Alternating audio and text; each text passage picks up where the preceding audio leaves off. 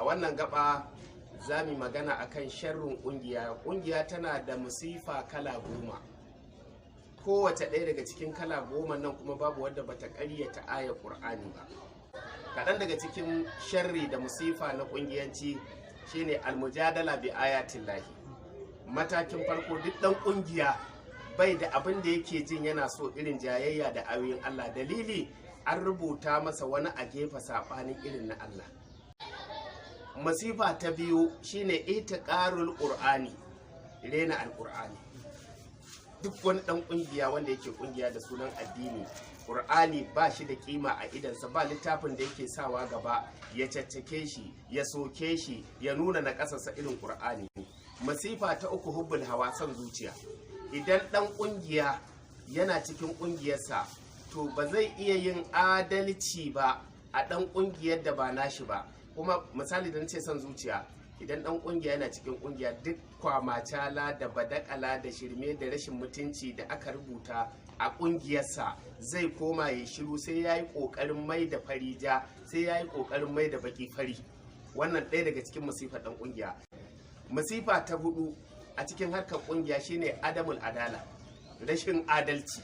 Idan ba ɗan ƙungiyarka ne ya faɗi gaskiya ba, akwai mutanen da wannan musifar za su mutu sai asara, ba za su ɗauki wannan gaskiyar ba matuƙar ba ɗan ƙungiyar su ne ya karɓe ta ba. Sannan musifa ta 5 a cikin harkar ƙungiya, ta fariƙul ummatul islamiyya, wato raba kan al'ummar musulmi. Har abada idan dai ana musulunci da sunan ƙungiyoyi, babu ran da kan musulmi zai haɗu. Kullum amfanin ƙungiya, amfani na rashin amfani, shine ƙoƙarin raba kan musulmi. Masifar ƙungiya ta 6 shine jalabul fitina, jawo fitina, haifar da gaba. Idan da wani ɗan ƙungiyar zai ga an kashe wani ɗan ƙungiyar, farin ciki zai yi. Idan da wani ɗan ƙungiyar zai ga dukiyar wani ɗan ƙungiyar ta tafi, farin ciki zai yi. Abu na 7 daga cikin masifar ƙungiya, adamun rahama, rashin tausayi. Idan zan faɗin mutu saboda talauci, zan faɗin mutu saboda lalura, idan ba ɗan ƙungiyar wani nake ba zai ɗebo kuɗi ya taimake ni dan yayi saving ɗin rayuwata ba. Bala'in ƙungiya na 8 shine adawa bainal musulmina. In ban da wannan, babu wani abu da zaka gani mai amfani a tsakanin ƙungiyoyin musulunci. Shekara nawa da ƙirƙirar ƙungiya bayan barin manzon Allah duniya, amma har yanzu gaba bata janye tsakanin ƙungiyoyin musulmi ba. Idan ka ji an ce ƙungiyoyin musulmi, a baki ne, amma fa ƙungiyoyin a wurin Allah ba na musulunci ba ne. Wannan masifofin kawai suke haifar wa mutane.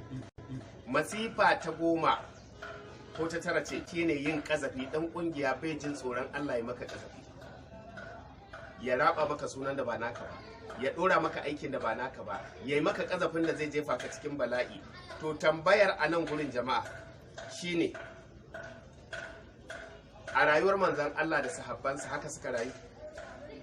Shine da farko ne kwalliya a cikin zaman da cewa Muhammadun Rasulullah, shi annabi Muhammadu dan aike ne na Allah. Wallazina ma'ahufa, waɗanda suke tare da annabi ko jiya ko yau ko gobe, ashudda'u alal kuffari, suna tsananta gaba ne ga kafirai, amma tsakanin su fa ruhama'u bainahum.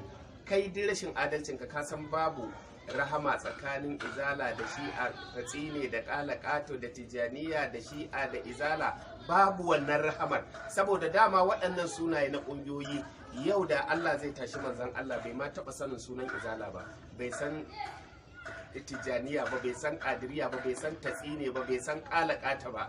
Duk wata ƙungiya a duniya manzon Allah bai san sunanta ba.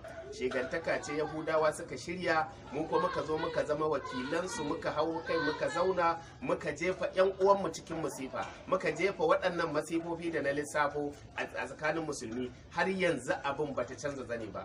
Yanzu akwai, kamar yadda na ce a ƙarshe zai tambaya, akwai mutumin da zai ɗaga yatsa ya ce rayuwar sahabban manzon Allah haka suka yi ta.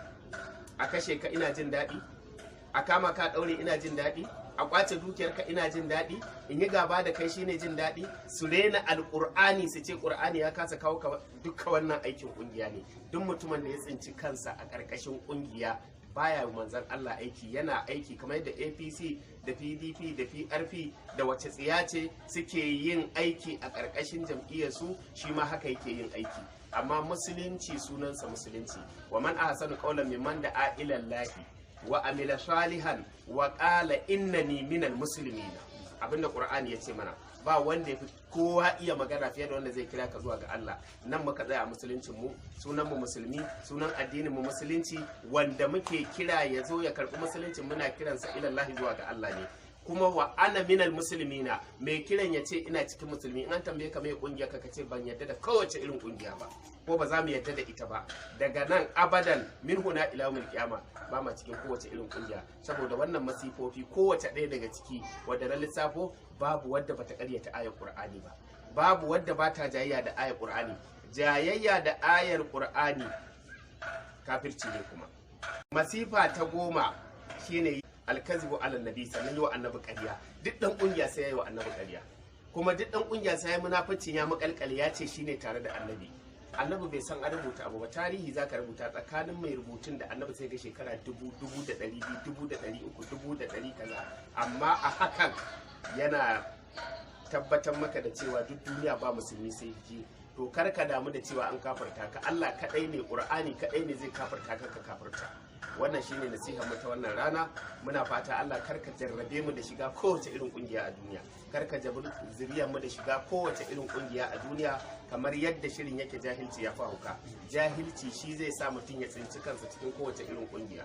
Ina wa kowa fatan alkhairi tare da fatan a gudu tare a tsira tare. Wassalamu alaikum warahmatullahi ta'ala wa barakatuh.